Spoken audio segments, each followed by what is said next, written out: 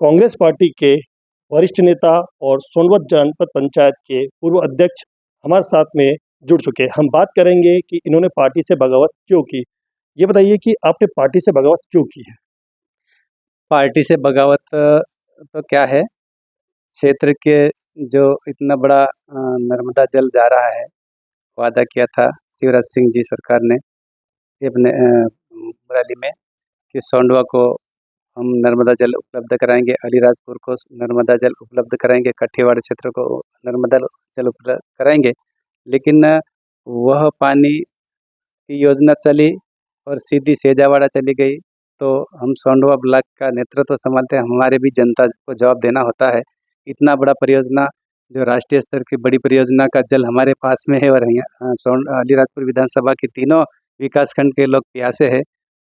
ये बातें कांग्रेस और बीजेपी दोनों से हमने मांग की, लेकिन कोई इस ओर ध्यान नहीं दे रहा। और साथ में हमारे बेरोजगार युवा साथी आंदोलन करते हैं, कोई भी नेता उनके साथ खड़ा नहीं होता। किसान विद्युत और अन्य समस्या के लिए आंदोलन करते हैं, कोई भी नेता खड़ा नहीं होता।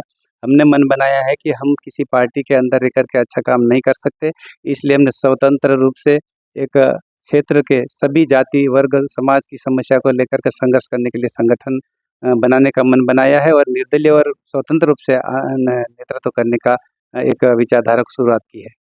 कांग्रेस पार्टी ने आपको मान सम्मान दिया है, कांग्रेस पार्टी ने आपको अच्छे उच्च पदों पर बिठाया, उसके बाद भी आप कांग्रेस पार्टी के खिलाफ हो गए।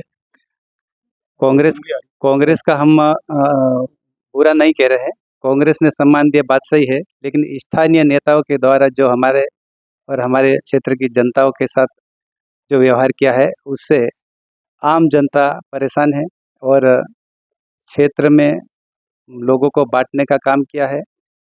पुराने नेताओं को साइड करके नए नए नेता का पैदा करने का शुरू काम किया है। और साथ में जो लोग दूसरी पार्टी से जुड़े होते हैं उनके पास जा कर के उनको आगे बढ़ाने का काम करते हैं।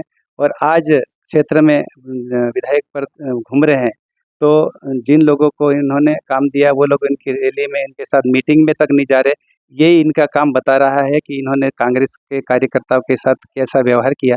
इसलिए हम तो कांग्रेस और बीजेपी क्या कर रही है वो नहीं जानते। हम तो जनता की मांग और जनता जो सोच रहे हैं, जनता की मांगों अनुसार हमको संघर्ष करना है, आगे भी लड़ते रहेंगे। चाहे ये चुनाव के लिए संगठन नहीं बना है, आगे भी हम इस तीनों विधानसभा इस विधानसभा अलीराजपुर के तीनों ब्लॉकों की समस्या को लेकर संघर्ष करते रहेंगे, जिसमें किसी भी जाति धर्म भेद का नहीं रखेंगे।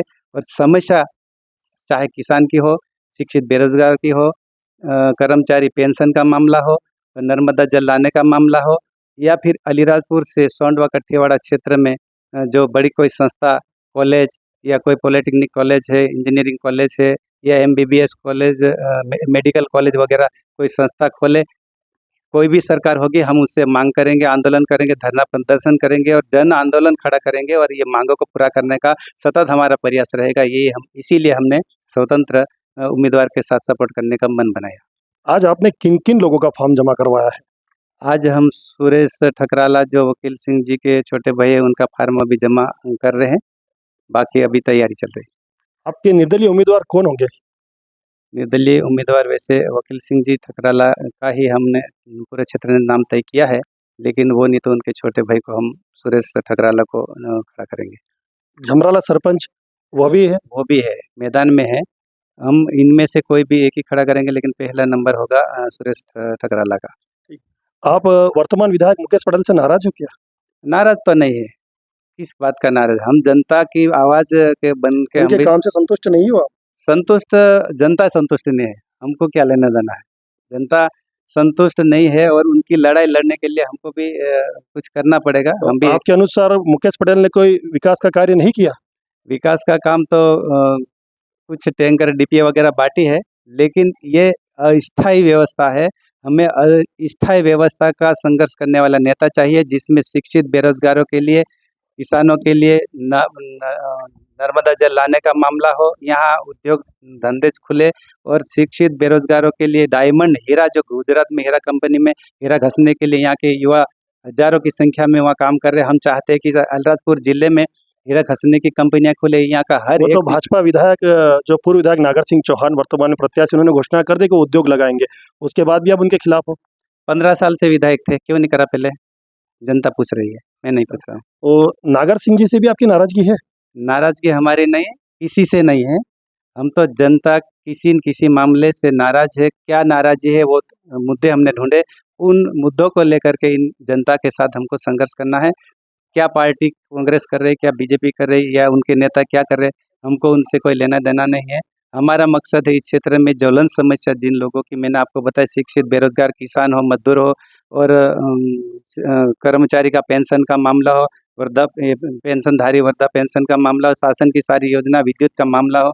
यहाँ पे विद्युत की इतनी कमी है, खाद बीज के लिए किसान सड़क पर आंदोलन करता है, लठ खाता है, शिक्षित बेरोज़गार लठ खाता है, लेकिन नेता उनके साथ कभी खड़े नहीं होते। हम ऐसा नेता तैयार करना चाहते हैं, जो यहाँ की क्षेत्र की जनता हो, समस्या को लेकर के लड़ती है, चाहे कलेक्टर में हो, चाहे भोपाल में, चाहे इंदौर में, उनके साथ लड़ने वाला नेता हम तैयार करना चाहते हैं। ऐसा नेता हम ढूँढ रहे हैं, इसी के लिए हमने ये स्वतंत्र नेतृत्व खड़ा करने का मन बनाया। एक आखिरी सवाल आपसे कि आज आप फॉर्म भरना है, इन लोग आए हैं, आज आप लोगों ने शक्ति प्रदर्शन क्यों नहीं किया?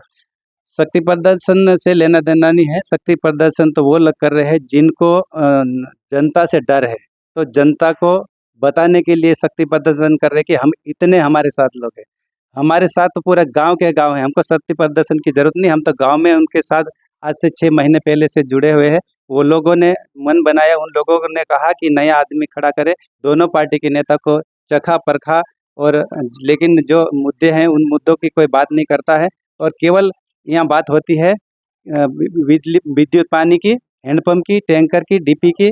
इसके अलावा कोई बात ही नहीं होती। यहाँ का युवा ये चाहता कि स्थायी हमारा रोजगार का कोई मुद्दा उठाए, स्थायी इस क्षेत्र का विकास कैसे हो। इतना बड़ा नर्मदा का जल है, यहाँ स्थायी रूप से किसानों को जल उपलब्ध हो, यहाँ पे अच्छी कृषि उपज हो और यहाँ से बाहर आप कितने वोटों से जीत दर्ज कराओगे?